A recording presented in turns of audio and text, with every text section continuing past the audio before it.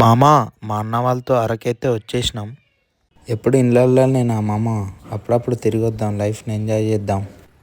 ఒకసారి నేచర్ చూడు మామ, చెట్ల మధ్య నుంచి సన్ రైజ్ చూస్తుంటే ఎంత బాగుంది.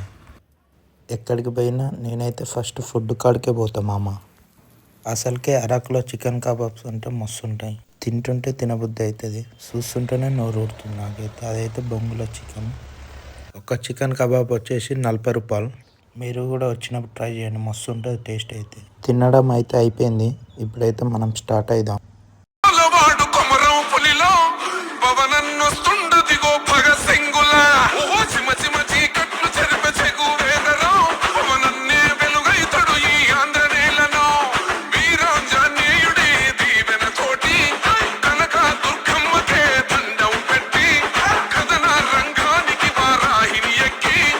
వ్యూ పాయింట్ మస్తు ఉంది, మీరు కూడా చూడరు.